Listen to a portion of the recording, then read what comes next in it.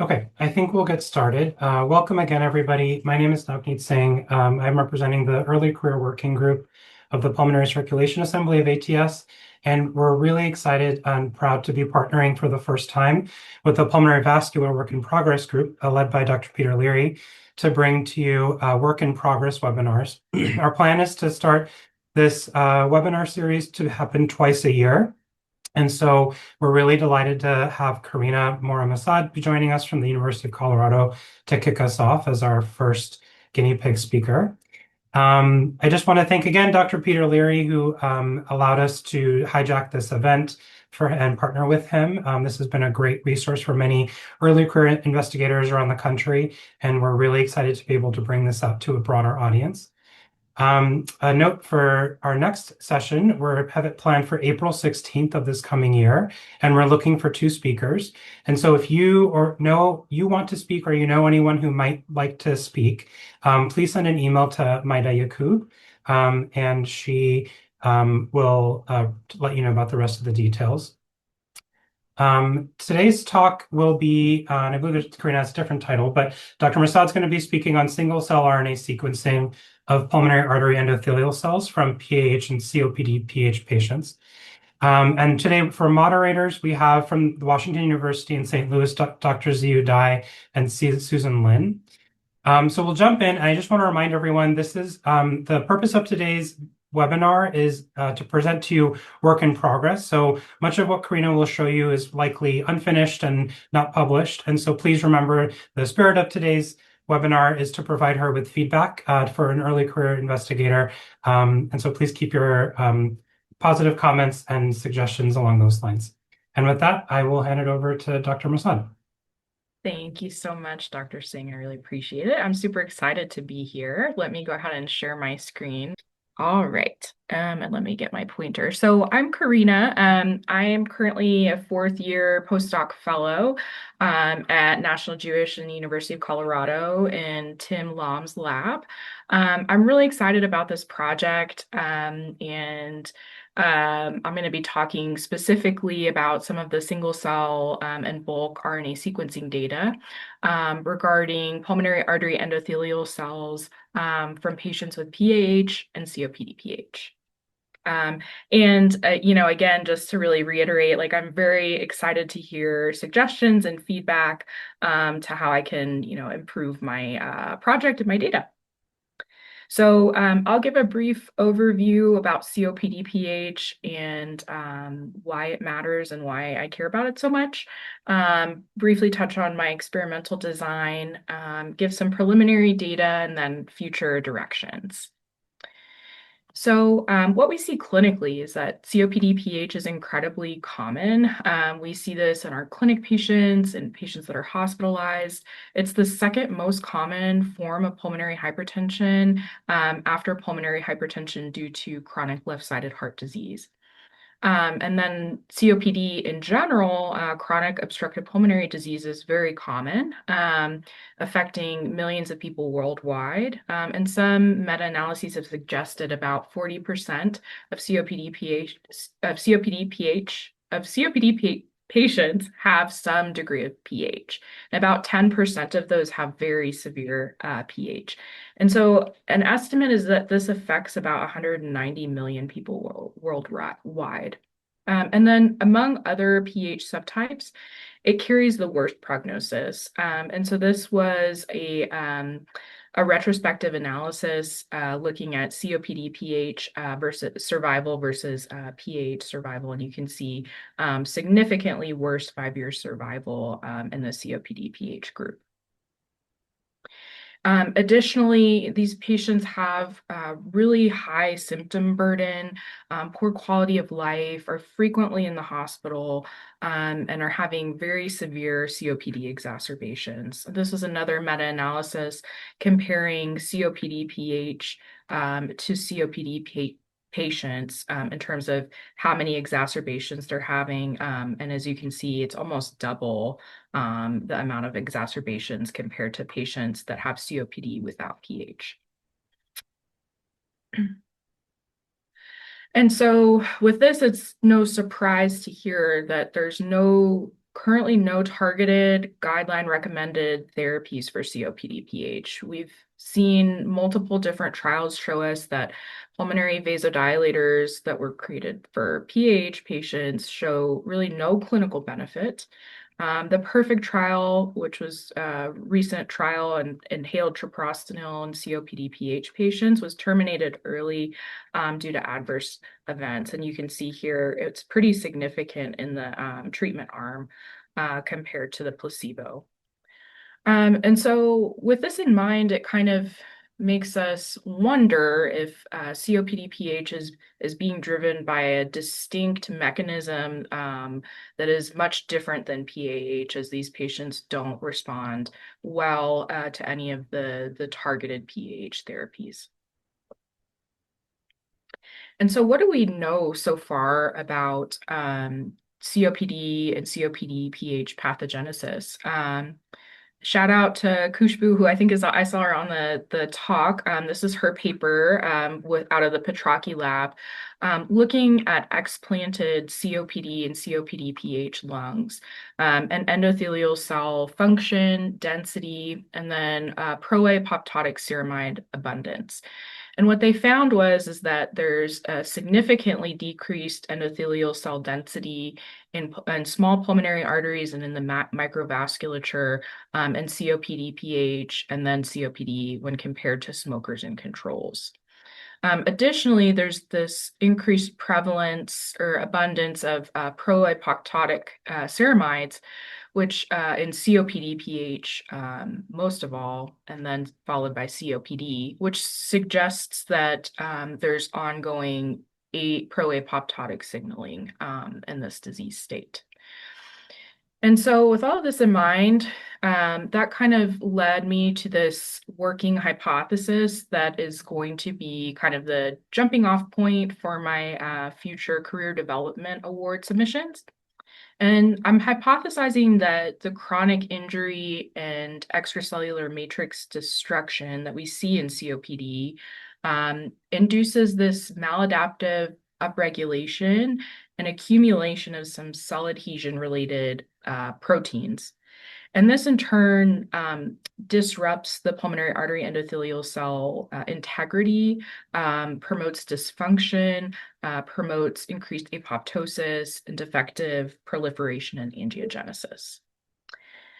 And so jumping into my experimental design, so also a big shout out to the Venezuela lab crew who have been absolutely instrumental in helping me with this technique. So we are isolating what we think are pulmonary artery endothelial cells from pulmonary artery catheter tips for patients that are going for right heart catheterization. And I'll talk a little bit more about that in detail briefly here. So essentially, we just take this tip and retrieve it and immediately put it into some warm media and then plate it and wait for endothelial cells to grow. And currently, we have about a 30 to 40% success rate with this protocol. So just a little bit more about how this works for us.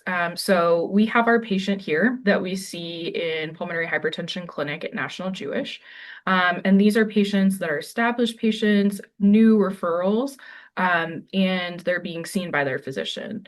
If the physician determines that a right heart catheterization is clinically indicated, either for disease monitoring or for diagnosis of pulmonary hypertension, they are eligible to enroll into our study. So we have pretty liberal inclusion and exclusion criteria. So we're capturing a lot of different types of patients. For the purposes of today, I'm just focusing on my COPD, PH, and PAH cohorts, but we are gathering a lot of other really interesting information. We're gathering a lot of clinical data as well at the time of enrollment, their echoes, right heart cath hemodynamics, their CT images, all of the relevant PH clinical characteristics. And so the patients go for their right heart cath. We get their endothelial cells from the catheter tip. And then concurrently during the catheterization, we're also obtaining a wedge blood sample And so this is obtained from the distal port of the catheter while the balloon is kind of wedged and engaged in the pulmonary artery, with the thought being that this sample is enriched for pulmonary artery endothelial cells. We're also taking a sample of SVC blood, so superior vena cava blood, to compare to our wedge blood sample. And we're isolating PBMCs and saving their plasma. So far, we have about, and just to briefly touch on the control subjects, we have about 11 of those. And so these are patients that are referred for a clinically indicated right heart cath, but do not end up meeting the current guidelines for a diagnosis of pulmonary hypertension. So these are usually patients with other comorbidities that are presenting for evaluation of unexplained dyspnea or exercise limitation. And of course, the gold standard for diagnosing pulmonary hypertension is right heart cath.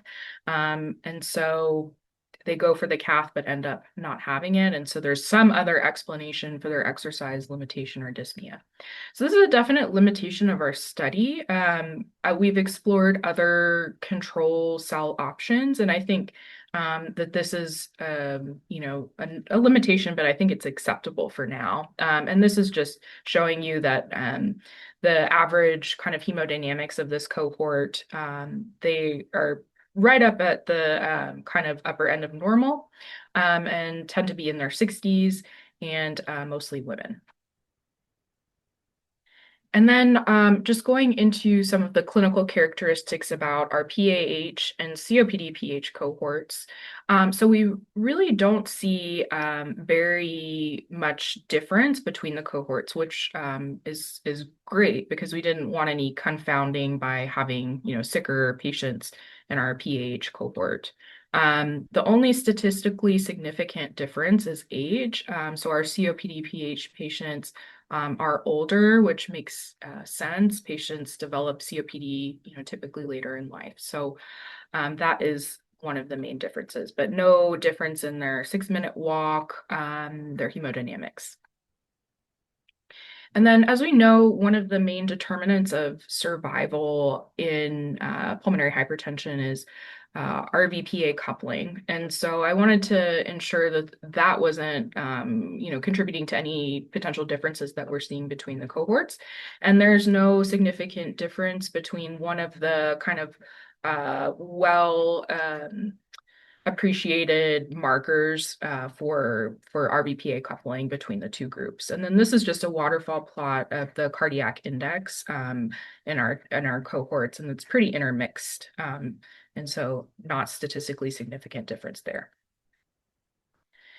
And so jumping in a little bit more about how do these cells behave? What do they look like? We really do believe that these are endothelial cells. We've proven this with immunofluorescence. So they're staining nicely positive for CD31, negative for alpha smooth muscle actin, positive for VE cadherin, and then von Willebrand factor. And then they have the typical kind of cobblestone morphology that we expect to see in happy endothelial cells. So these are COPD-PH endothelial cells that were obtained, and these are after passage 1. So we've started doing functional assays to understand how these cells behave. And what we're seeing so far is that the COPD-PH PACs tend to be hypoproliferative, pro-apoptotic, and have some signals towards impaired angiogenesis as well. And so looking at their BRDU and CCK8 assays, very dampened proliferation when perturbed with VEGF compared to the control samples. And then looking at apoptosis, there is a trend towards increased caspase-3 activity and increased caspase-8 activity when compared to PAH, which is not too surprising since we know PACs tend to be very resistant to apoptosis. And so these, studies are ongoing, and I'm also planning to do tunnel to kind of like confirm completion of apoptosis and things along those lines. And so the next kind of portion of our analyses has been single cell RNA sequencing. And so we've submitted several samples so far, and this is just briefly about some of our quality control data. Overall, it looks like the cell quality of the specimens that we're submitting is pretty good. We filtered for the top 2% of cells to reduce doublets, and then cells with greater than 15% mitochondrial reads were removed to exclude the lower quality cells.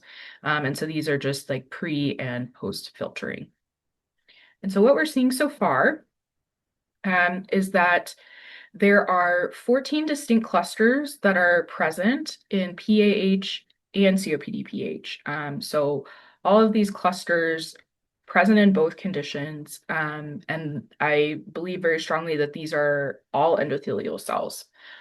This single cell data that I'm going to show you is an N of 2 for each group, and is about 22,000 cells in total. So this to me seems convincing that these are truly endothelial cells. So this is a composite plot of all of the canonical endothelial cell markers. And so all clusters highly express the things that we would expect them to for endothelial cells. And then to further kind of convince ourselves that these cells are not circulating, they're truly coming from the pulmonary artery endothelium, also have a composite list of some of the more well-accepted pulmonary artery endothelial cell markers. And there's no one marker that is particularly specific for the pulmonary artery, but these kind of all taken together also kind of paints a pretty compelling picture that's strongly expressed across all clusters.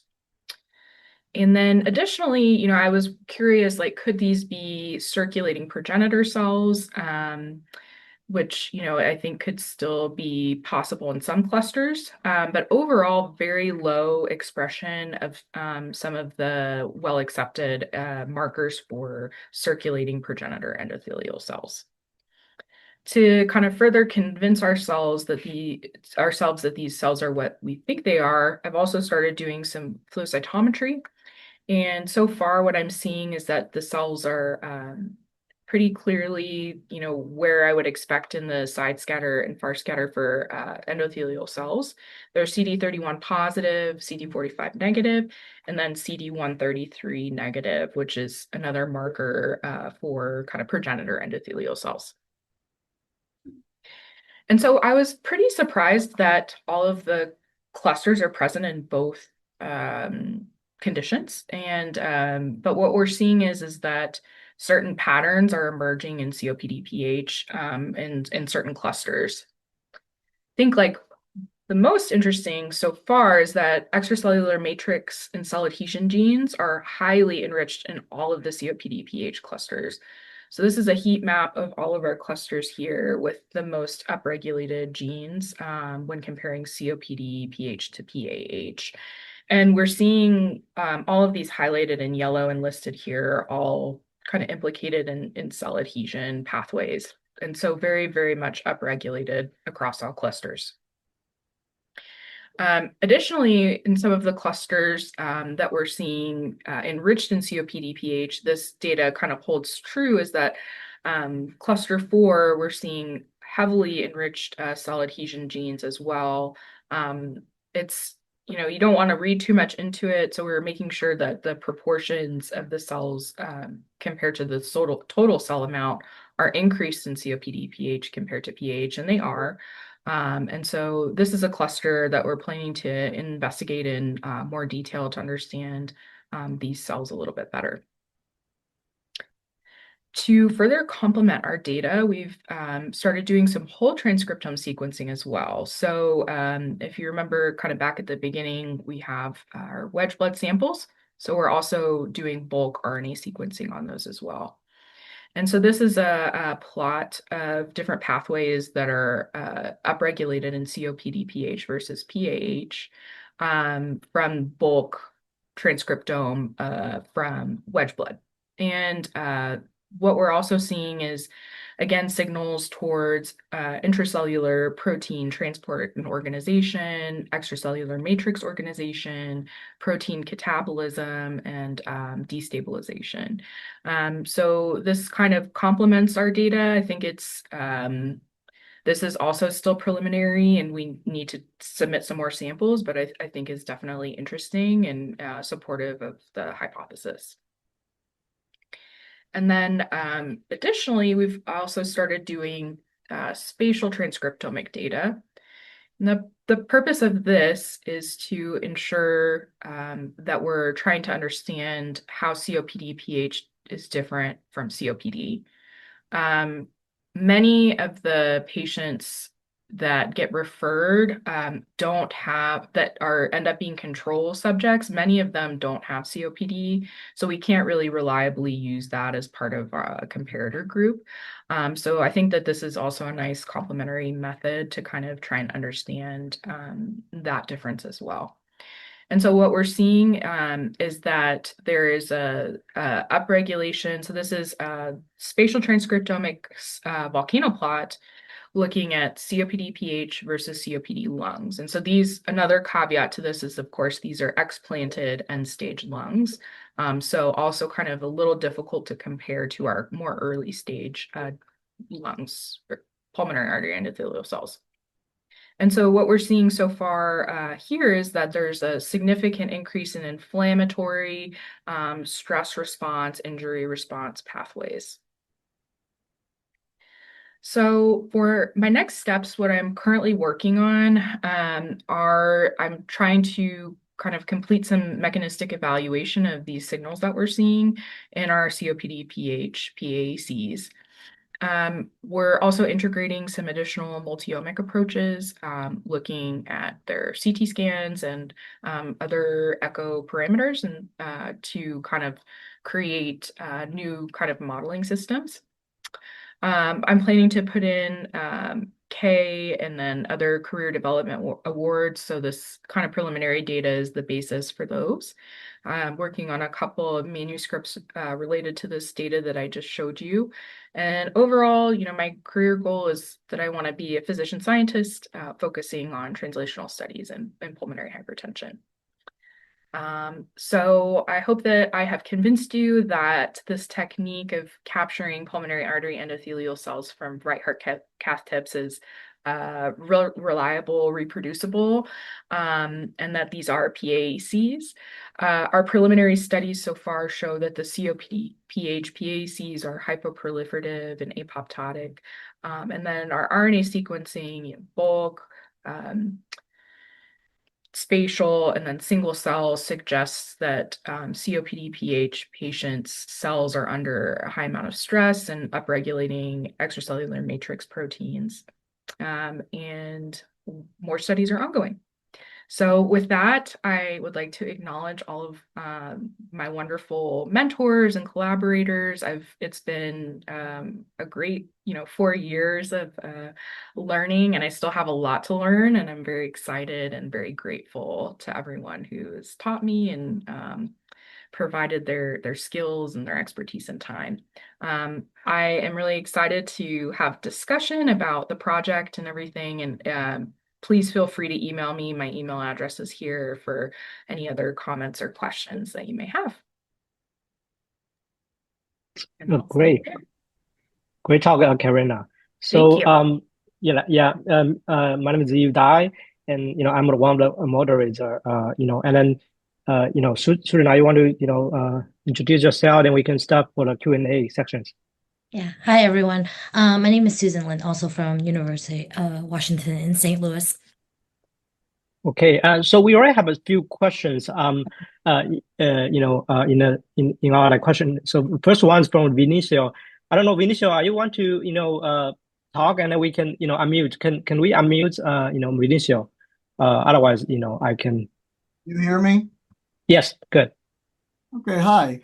Hi. Great presentation. I wrote my questions. But I think there are three major issues that I think will be useful for you to, to address. especially if you're putting a grant down the line. As a reviewer, I will be very critical of the fact that you're making conclusions based on this of these tip cells, right? Because these tip cells are capturing what the medium-sized vessels look like.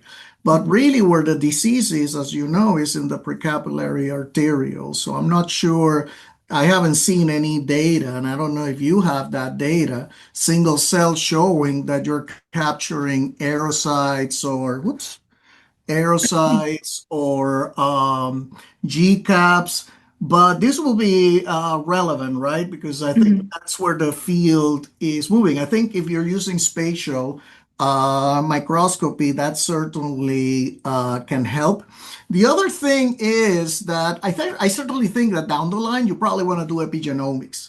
And the reason I say that is that, I mean, if there's a thing that separates COPD-PH from PAH is that you have the smoking exposure, right? And that is an environmental insult that is unique. So I will imagine that a lot of the changes that you may be seeing, one way to set aside, distinguish this entity from the other. And I think this is the most important question because so far, I think I haven't seen much that helps me set aside these endothelial cells from PAH from the PH COPD. But the one thing that there's a distinct factor is smoking. So I will definitely urge you to consider doing that and probably adding that in your grant. And then the last thing is, I'm less concerned about early COPD PH because really I think what to me will be most useful, and I think if you put this as a grant as a reviewer, I will be thinking there's a difference between mild pH COPD and severe COPD. This is a small number, but this is a number with a high PVR, and these are the people that have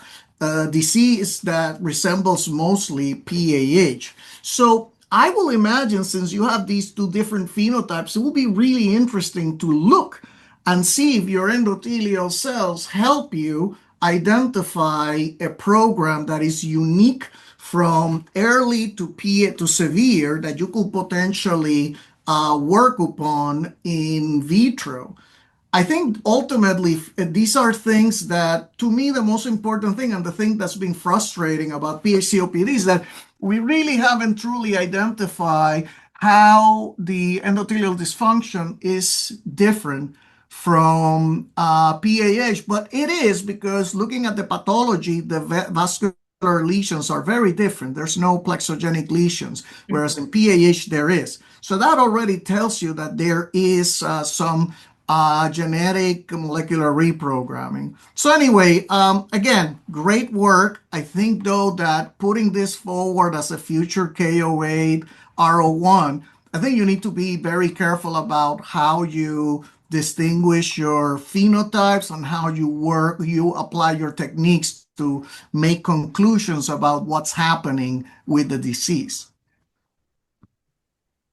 That was super helpful. Thank you so much. Yeah, I definitely agree. And I have like all of that data in terms of smoking history, active smoking, and then I definitely am planning to do things like attack seek, and I kind of like started drafting my grant and I'm going to put that in. And then just like briefly going back to the distal versus proximal disease, your point is very well taken. I agree, but I think the proximal vasculature is still important because we know that RVPA coupling is so tied to survival. So I think there still could be something interesting there that I want to try and understand more. Like why do certain COPD-PH patients have better RVPA coupling and do better and vice versa. So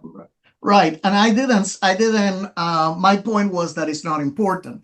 But no, sure. remember, Yeah. why do you have abnormal RVPA coupling? Because you have vascular remodeling, right? In the precapillary arteriole. You will not have a normal PA coupling like at the medium large vessels if you didn't have that first. So that's my point. My point being, yes, It's important, it's going to give you information, but you have to also address the root cause of what leads to the changes in the medium vasculature that ultimately result in RVPA coupling. That's my point. Got it. Thank you. Karina, it looks like you actually have some other questions too. Can the IT tech, Daniel, can you help us unmute Dr. Arun Jose so he can ask his question? Arun, do you want me to read it or if you're Can you hear me? Yes. Hey, Susan, you know it's Jose, by the way. I know. For shame. I should know better. You really should. This is really fascinating work. I had two questions. One, I'm not sure if you mentioned it earlier, but how did you define COPD? Because there's, distinct differences in the pathophysiology that underlies chronic bronchitis versus emphysema versus CPFE, not just in the pulmonary pathology, but also how it relates to pH generation. So did you specifically focus on a subtype of pH, or was that just kind of aggregated together? Yeah, it was aggregate. I haven't done like any subgroup analyses. I've just been using kind of like the standard gold classification. But I haven't done sub analyses of that, but that would be definitely really interesting to look at. At least from a grant perspective, I might counsel you to at least focus on one of those subtypes, because if you mix the different etiologies, your mechanisms of pulmonary vascular disease may be distinctly different for something like emphysema pH versus bronchitis pH, and you might get a lot of confounding in your signals. Mhm. And then my second question was, you mentioned initially about a pro-apoptotic sort of phenotype in the COPD-PH, and that underlied some of your proposed mechanisms. Did you see any supporting data for that in the transcriptomic and spatial omics work? Yes, there's a signal for that for sure. The N is still low, so it's just a signal, but yes, that does also hold true. When you say signal, could you clarify? Do you mean specific pro-apoptotic proteins in the single cell or Yes, pathway yeah. analysis? In certain single cell clusters, there are particular clusters, I can't recall exactly which ones, that have upregulation, in genes associated with apoptosis, the classical kind of pathway. But I guess I've done the ELISAs, but I'm also interested to understand more about like the actual protein expression, because I think that that is another kind of limitation. And the transcriptome is only part of the story, and I need to understand the protein too. Yeah, and then I guess kind of adding on to that, a lot of the apoptotic signals in cells are between cell-cell interactions. Like it's not necessarily the endothelial cell that decides to kill itself. It's usually driven by associated cells like immune cells and stuff. So Mhm. it may be of value to look at that, and the spatial might be an easy way to get at that, depending on Mhm. the resolution of the platform that you're having. But Thank you. really cool work. Thank you. Okay, so Dr. Peter Lavery, I saw you raise your hand. You want to unmute yourself and ask your questions? Sure. Great talk. It was always risky to show up late and then ask a question. So forgive me if you have totally covered this, but I just wanted to amplify kind of a couple of the themes that Benicio and Arun peeled in. And I would say, and one of those is really about the phenotype. So I love what Arun said about kind of understanding which phenotype of COPD you're going after. I really also think you do need a COPD without pH group if you haven't done that. Just because, at least for the parts of your talk that I was listening to, I was really kind of continuously thinking, well, how much of what I am seeing is COPD PH and how much of what I am seeing is COPD? And so, because I think, to make a case that you're talking about COPD PH, I think you have to somewhat show that you're not just talking about kind of the picture of COPD. So that was my only thought. And you may already be doing that. It's kind of hard. The catheter tips, no, because I can't, like the way that our IRB is right now is it's, only folks that are going, for a clinically indicated right heart cath. So I can't currently like get samples from patients that have just pure COPD from whatever type of, phenotype that I decide to like focus on. Could you get Um, because presumably people going to transplant, not every single COPD patient is going to Mhm. have pulmonary hypertension. So some of them should be getting caths as part of their pre-transplant Yeah. workup. You It's should. not a huge number, but it's doable. yeah, it's complicated because my IRB is through National Jewish and all the transplants happen at Colorado. Like, so I'm affiliated with both, but it's like, red tape kind of stuff. But yes, that's a great avenue that I could pursue, I think. I mean, the other way you could do it is if you find something interesting looking at getting tissue from explants of COPD-PH and COPD and just kind of proof of concepting showing that what you're seeing is the same thing based on your kind of more cool model that you're looking at with the tip cells. But something just to show that you've got a difference there. So cool stuff though. It was fun to Thank see you. even a little bit I saw. That's great. So, for the audience, if you have a question, okay, I saw Sue is raising hand. Go ahead. Thank you. Great work, Karina. It's always great to hear. And every time I hear your talk, there's even more exciting data. So, progress. My question is on the bioinformatics side for the finding the 14 clusters. Mhm. As I learn more about bioinformatics and clustering, sometimes it's just a matter of like the bioinformatician put in that they wanted a certain number of clusters. So a suggestion would be just to make sure that you have some silhouette plots or something in your supplemental data that you can refer to that prove that there really are truly 14 clusters bioinformatically. Yeah, no, totally. And this has been like a huge, learning process, obviously for me as well, like learning about single cell and how it happens and how the data is analyzed. And so I'm still annotating all of the clusters and making sure that it all makes sense, and working closely with them. And so preliminarily, I think there's probably 14, but I'm seeing a lot of similarities between clusters 4 and 12, so I may end up combining those. So Yeah, you can definitely just ask the bioinformatician for a silhouette plot. And then if there's clearly if there things that aren't supposed to be separate in clusters, that'll become apparent.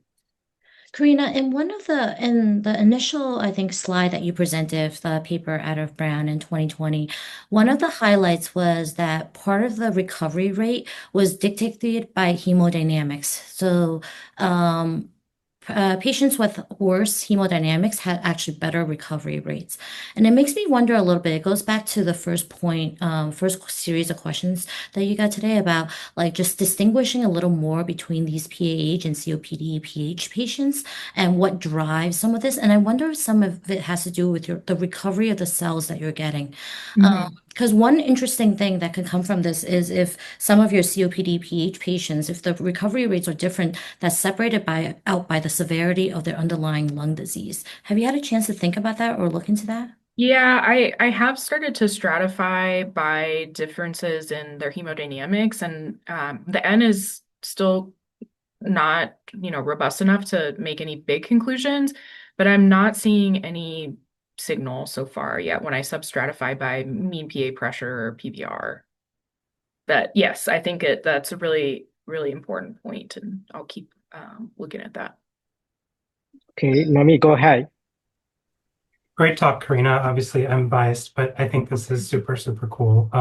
Congratulations on this work. One issue that we contend with a lot, and we're still trying to figure out the best way to understand this, is what the influence of culturing these cells ex vivo may have on what we're observing. And I know you probably haven't gotten into this, but could you just maybe conjecture? I'm curious what you're thinking. If there's an influence, how it might impact the way we interpret these results, or not. Yeah, no, I think that has really been in the back of my mind a lot because this is obviously super artificial and it takes quite a while for the cells to become confluent. Sometimes it'll take the fast growing ones, it's like a week, and then the slow growing ones, it's like up to even sometimes 4 weeks. And so it's like they're just kind of sitting there in this plastic petri dish and we're waiting for them to grow. So I think that that definitely may have an impact. My kind of like big dream is to use some more kind of like biomimetic modeling and using like shear stress and extracellular matrix. One of our like recent collaborators is doing that, creating like essentially pseudo pulmonary arteries for cell culture. They haven't done it with endothelial cells yet, but that's kind of like my ultimate dream is to like use that to kind of try and limit that confounding property that cell culture has. So we're also interested in using animal models too to kind of help you know, corroborate some of this data. So it's Yeah. definitely a limitation. I think like one other kind of workaround that we're also doing is taking an aliquot of cells immediately after we get the tip, and then freezing that down and not even like plating it or culturing it, and ultimately plan to maybe send that for single cell. But my concern there is that is going to be a very, very heterogeneous sample of cells. So I can tell you that it's technically feasible. And so I'll hopefully be able to talk to you about that in a few months. Hint, hint. One suggestion I have is one of the things I've been thinking a lot about is there are known patterns of gene expression, for example, or maybe just cell changes that endothelial cells are known to undergo when they're in culture. So, for example, upregulation in inflammatory genes because they're under stress, right? Upregulation in growth, things like that. And so, one thing you could think about is sort of, and that's what we're doing now also, is looking at the literature and trying to maybe then tame down those considerations. But then, of course, comparing them with fresh cells is a really great point as well. So we have one more question from Adam Brownstein. So Adam, can you go ahead? Go ahead. Hi, this is Adam Brownstein from UCLA. It's really, really cool talk. One question I had, as you know, emphysema and COPD can be heterogeneous kind of spatially within the lung. And I wonder, have you looked at kind of areas? When you're doing a right heart cath, the balloon sometimes it can wedge in the upper lobe, wedge in the lower lobe, and it's like it would be interesting to see within one person, are there differences in areas that are more or less affected by the severity of the emphysema? And is there similarities? Like, are you seeing the same endothelial cell signature between different locations within a patient that's like kind of reproducible? yeah, that's a really great question. I hadn't actually thought of that before. I collect like a lot of data during the cath about like how the procedure's done, like any complex, the whole thing. But I don't ever put down like where exactly the balloon is wedged. And so I'll probably add that in because I think that that would be interesting to know because concurrently we're starting to take all of their CT scan images, and we're going to look at those as well. And so if we have an idea of like, okay, the balloon was wedged in this anatomic area in this patient, and we could compare that to their CT. I think that would be really interesting, but I don't have that data as of yet.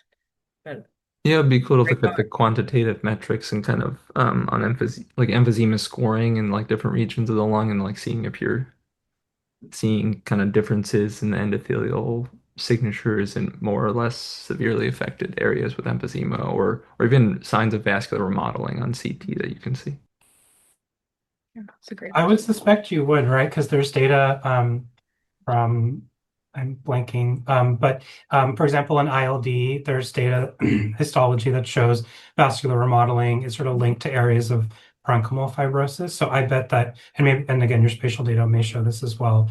I would suspect that if you took ECs from areas of worsening emphysema or things like that, that you would see differences in the endothelial cells.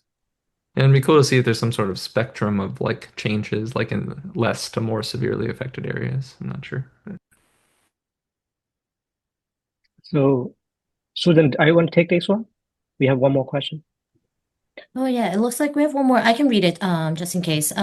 So it's from Li Feng Jing and says commenting, great work. I have one question. As I recall, you show that PACs from COPD-PH patients are both hyperproliferative and pro-apoptotic, which I find difficult to reconcile. In particular, based on the BRDU data, PACs from COPD-PH appears to have lower BRDU incorporation compared to controls, suggesting reduced proliferation. So, highlighting just a question about your data regarding hyperproliferation and pro-apoptotic features.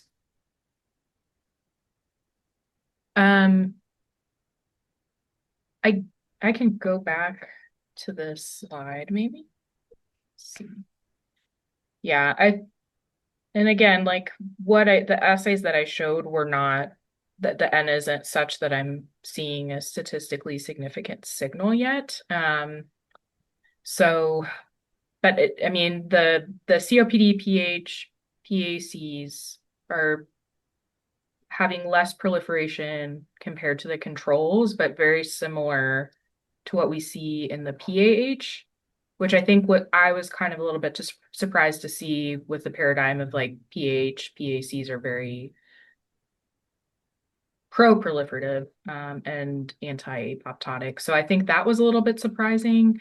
But yeah, I'm not sure how. I just have to do more replicates of that assay. And then I think like also my goal is for the remaining time that I have left right now is to, continue to do Westerns and protein analysis to really like prove what I'm seeing, in the transcriptome and then in these other types of assays.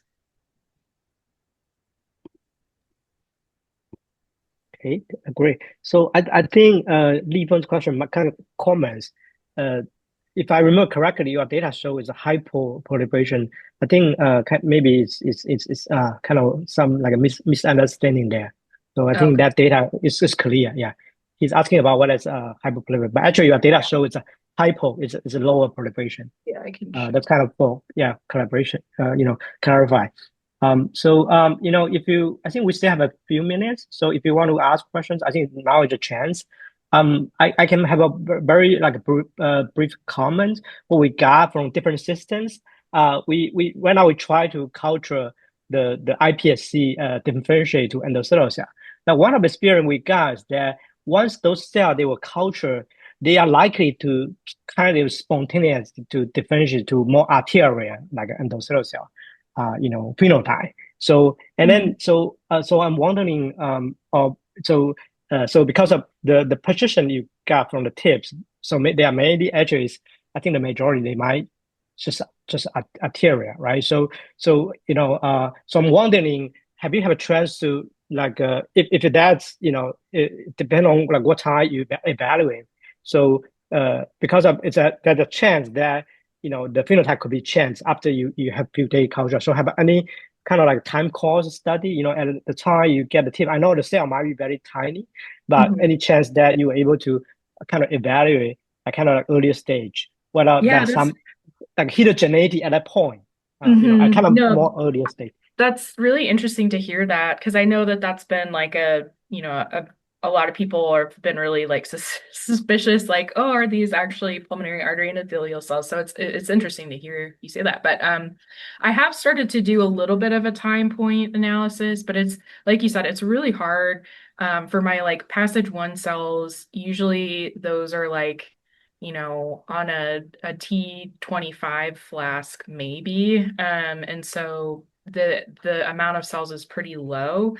And then, I think somebody was kind of bringing up earlier about the severity of hemodynamics maybe playing into the yield. And that we're definitely seeing that as well. Like the patients with more severe hemodynamics, their cells grow very robustly. And so that like also plays into it. But I definitely like have kept aliquots of cells that are growing nicely from each passage. And I've saved the cell lysates and I've been trying to do Westerns, but the protein is just not there.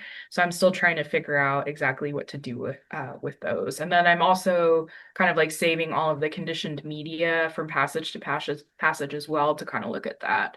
And then I definitely have seen just like looking at them under the microscope that they do kind of like switch phenotype every now and again.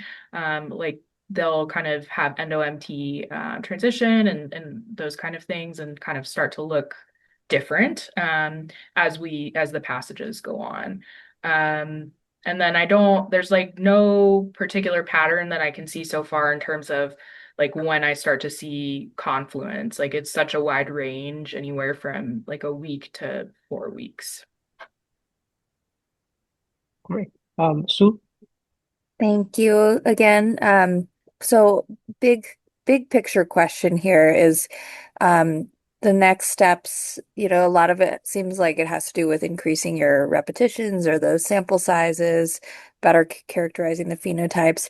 What would you say overall to someone that would be criticizing you, saying this is all great, but this is all very descriptive, and just, understanding COPD phenotypes, PH phenotypes versus PH phenotypes? Like, what would your long-term vision be with where you would take this data, and how you would intervene, or what method would you use to get to that point, especially with your emphasis on being more of a translational scientist and not so much a basic, you're not planning on making knockout mouse models, I don't think, but Well, maybe. maybe. So where do you see yourself, like, where do you see the R01, or like kind of the big picture in your future career? Yeah, I definitely, like, when I started this project, I was like, I am really concerned because I don't necessarily have a specific question right now about this single cell data set. And it's like a fishing expedition, right? But like looking at the data that we have and the understanding that we have about COPD in general, and then COPD-PH on top of that, is somewhat limited. And so, you have to make an observation before you can make a good hypothesis. And so thinking about it in that way made me feel good about starting the process in this way. And so I didn't get into like more of the specifics, but I have a couple of highly upregulated genes that I'm going to actually start to do knockout and knockdown approaches, and gain and loss of function, and other types of things that are much more mechanistic. And so that is my ultimate goal, is to really make observations about this really, really clinically important disease that causes patients a lot of difficulty, understand it, and then try and identify a target that is modifiable and a treatment target. So that's like my long-term wish. And then, yeah, just, having some good, robust mechanistic studies to back up what I'm seeing so far preliminarily. Does that answer your question? Yeah, Karina, that was really such a great presentation. I'm looking across and I don't see anyone else with raised hands or Q&A. So last opportunity, if there's anyone else who have burning questions they want to ask. But thank you so much for that presentation. And it's really, really fascinating work, and best of luck with your KO8 submissions.